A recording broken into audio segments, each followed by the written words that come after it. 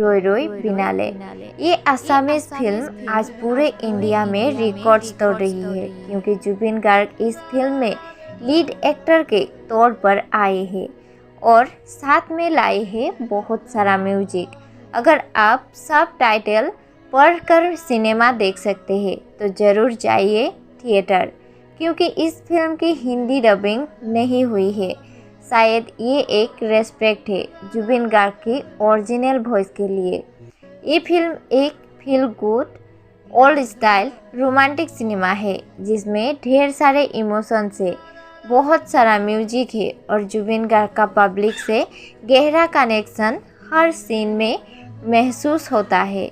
जब मैंने फिल्म का ट्रेलर देखा था तो एक बहुत डिस्टर्बिंग चीज़ नोटिस की थी। रियल लाइफ में जुबिन की डेथ और इस फिल्म में पानी का इस्तेमाल इतना बड़ा कोइंसिडेंस कैसे हो सकता है। शायद इसी वजह से मेकर्स और लोकल फैंस आज भी justice for Zubeen Garg demand कर रहे हैं। ये फिल्म सिर्फ सिनेमा नहीं, एक संदेश भी है, उनसे जुड़े सवाल को ऊपर तक पहुंचाने का तरीका।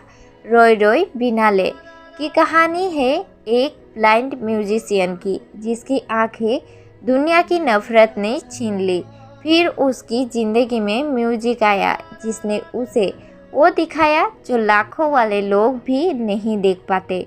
लेकिन क्या सिर्फ म्यूजिक काफ़ी है? ज़िंदगी जीने के लिए, पेट भरने के लिए पैसा चाहिए होता है तो ये कलाकार अपनी कला लेकर बड़े शहर आता है और एक फेमस स्टार से टकरा जाता है। लेकिन जैसे एक जंगल के दो राजा नहीं हो सकते, ठीक वैसे ही एक बैंड में दो मेन सिंगर भी नहीं हो सकते।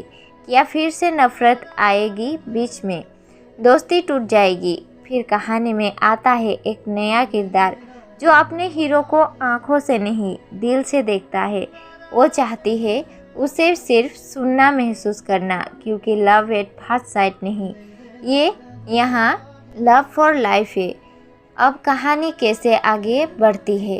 प्यार, करियर, म्यूजिक और दोस्ती के बीच वो क्या चुनता है? क्या वो इस शहर के पानी में तैर कर पार जाएगा या इस भीड़ में डूब जाएगा? फिल्म का सबसे बेस्ट पार्ट है इसका म्यूजिक। असमीज गानों में भी मैंने वो कनेक्शन फील किया जो आजकल हिंदी गानों में नहीं मिलता। पता है क्यों?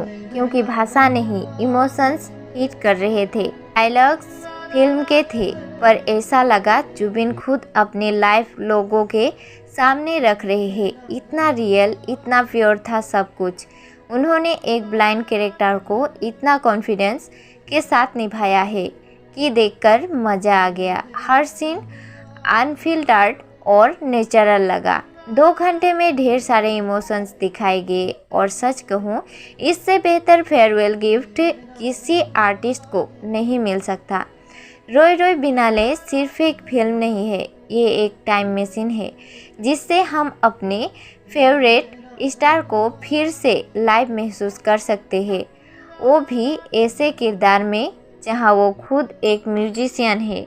सच में बहुत अलग एक्सपीरियंस है ये, और शायद इसी वजह से मैं इस फिल्म को कोई स्टार रेटिंग नहीं दे पाऊंगी, क्योंकि सोचकर ही रोंगटे खड़े हो जाते हैं। ऐसा टैलेंटेड आर्टिस्ट जिसे वो फेम और स्टारडम कभी नहीं मिला जो वो डिज़र्व करते थे। लेकिन लोगों का प्यार जो तब भी था और आज भी है, जब वो खुद हमारे बीच नहीं है, वही उन्हें बाकी दुनिया से अलग बनाता है। थैंक यू जुबिंदा और थैंक यू रोई रोई बिनाले, हम सबको वो इमोशंस महसूस कराने के लिए जो शब्दों से नहीं बस दिल से समझे जा सकते हैं।